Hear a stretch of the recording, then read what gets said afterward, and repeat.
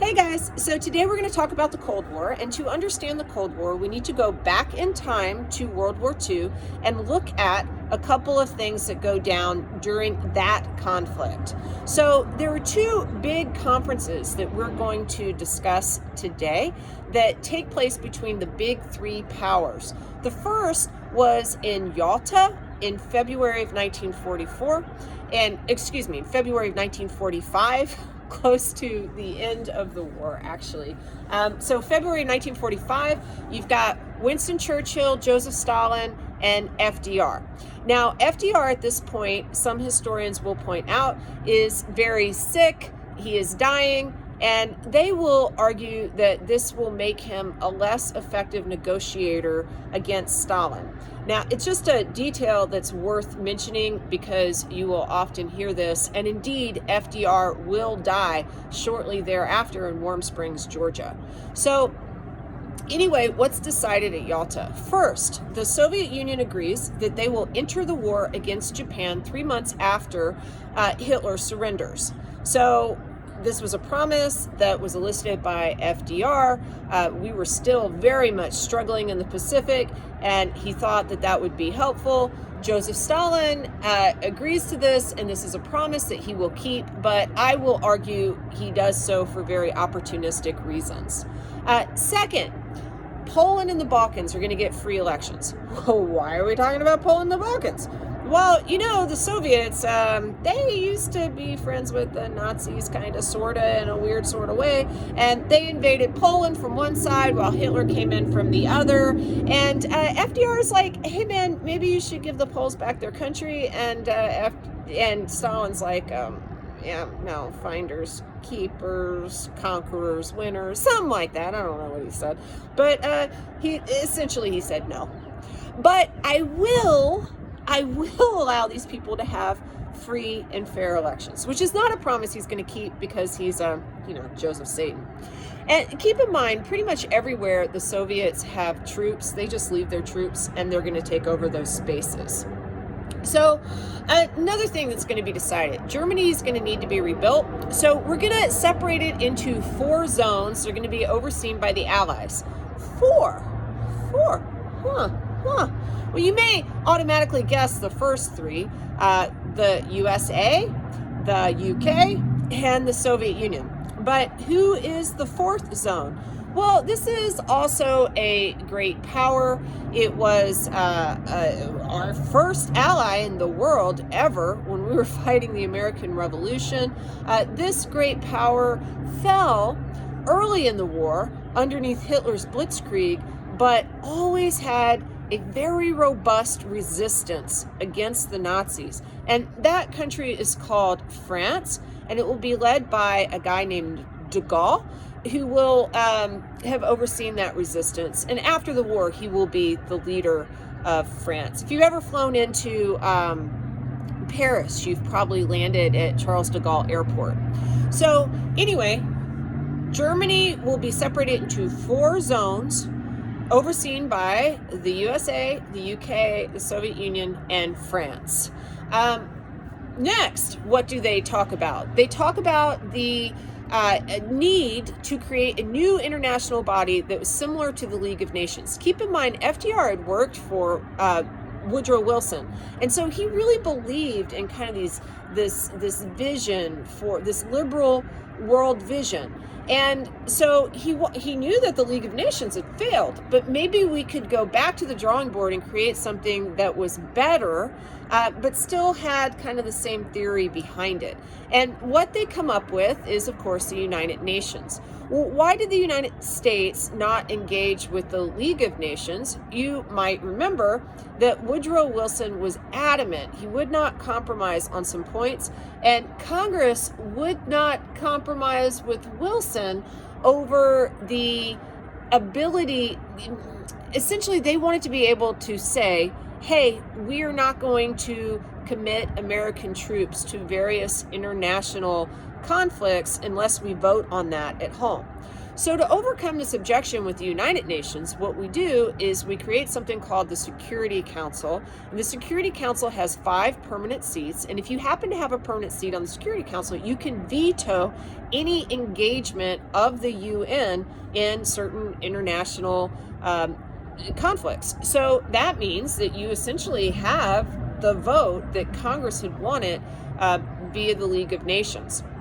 And who are those 5 powers? Well, I'm sure you can guess the first 4: the USA, the UK, the Soviet Union, and France.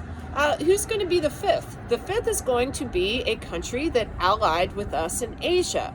That country was China. China will fight with us against Japan, and as a result of that, they get to sit on the Security Council. Now, if you haven't seen my first video about setting up the Cold War and about some of the things that are going down in Asia that are really important for you to kind of know, you can go back. I'll stick a link at the bottom of this video, but you should go back and watch that, because a big question on the Security Council is which China is sitting there. Is it Mao's China or is it Chiang Kai-shek's China? If you don't know what I'm talking about, again, go watch the other video. But after World War II, the United States is the most powerful country in the world, and our China was Chiang Kai-shek's China. So Chiang Kai-shek is going to get the seat in the Security Council, and that's going to really matter as we move along. Okay, so the United States is put in place, and you've got your 5 seats on the Security Council: the US, UK, the USSR, France, and China. Today, the UN still exists, and you still have those 5 seats. Of course, the Soviet Union no longer exists. Spoiler, we win the Cold War. But Russia took that seat, right? So Vladimir Putin's Russia. So this is probably why, Russia and China are not exactly our friends now. The United Nations is not always very effective. It works at cross purposes, perhaps. But that's me making an argument, and you should recognize that. So after Yalta, all these things are kind of decided. Germany's going to be set into zones, and we're going to have the United Nations, FDR dies, and he is replaced by his vice president, who becomes president, Harry Truman. And Harry Truman is going to be at the next conference, which will be held in Potsdam in Germany. And Hitler will surrender, and we're going to really be focused on strategy in the Pacific. And Truman is going to look at some of the things that happened at Yalta, and he's going to be like, oh, God, FDR gave a lot of Germany to the Soviet zone. He's going to pull back a little bit, though it is also going to be decided that the Soviet troops, where they are, they're going to stay because they just like to stay.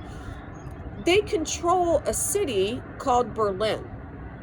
Now, Truman's like, we're going to split that up too, because that's the capital city. That's the most important city in the country. We're all going to have 4 zones there as well, but it's going to be deep inside Soviet territory. And that is going to be a point of contention throughout the Cold War, really. So another thing that happens at Potsdam was the Potsdam Declaration. That was essentially a declaration in Japan saying, hey guys, you need to surrender or something super bad's going to happen. That was all about nuclear weapons. Truman did give Stalin a heads up on that, thinking that Stalin didn't know anything about the Manhattan Project. Stalin actually knew about the Manhattan Project before Truman did, because FDR did not share a lot of things with his vice president while he was alive. I don't know if that was wise on Roosevelt's part, but Truman gets up to speed, and the Potsdam Declaration came out of Potsdam, which may be of interest to you, though it has less to do with the Cold War and more to do with World War II. So a lot of the things at Potsdam are going to reinforce what happens at Yalta. And we're going to go on merrily. And after the war is over, we're going to have some very obvious points of contention between us and the Soviet Union. The first big thing is the Soviets don't think it's fair that we have a nuclear weapon. I mean, don't worry, they've had spies and they're busily developing their own, but they're like, why do you guys get to be the most powerful? And they're not going to leave any of the places where they are, as I said before, and slowly, one by one, communist regimes are going to start replacing coalition governments in Eastern Europe. And kind of overseeing this, Winston Churchill, who will be replaced in the United Kingdom as prime minister by a guy named Clement Attlee, in part just because the British, while they recognized Churchill as a great wartime leader, they wanted a change. They were tired of austerity. They wanted to go in a different direction domestically, and so they shunt him out, and in comes someone new. But Churchill doesn't just sit around at home painting, though he did like to paint. He didn't do just that. He will come to the United States and he will give a very important speech on March 5th, 1946 at Westminster College in Fulton, Missouri. Harry Truman will be sitting on the stage right behind him. Truman actually had read this speech ahead of time, so he knew what was in it. And Winston Churchill will somewhat provocatively kind of pull off the gloves and slap Stalin in the face, because he will give the Sinews of Peace speech in which he will say straight out, an iron curtain has descended across the continent. An iron curtain has descended across the continent. Joseph Stalin, he is not our friend. This is a convenient place to point to and say the Cold War has started. I mean, we're already in contention. You can argue when the Cold War truly begins, but a lot of historians will point to this speech because it's just clear. It's out on the table. We're in contention. And Harry Truman's gonna pretty quickly come up with the Truman Doctrine, which is all about containing communism where communism already is and stopping its spread, which will be the strategy of the United States through presidents throughout this conflict, whether they be Democrats or Republicans. We're going to try to contain communism from spreading. All right? Like it's a bad virus or something. I will talk to you again soon. Bye.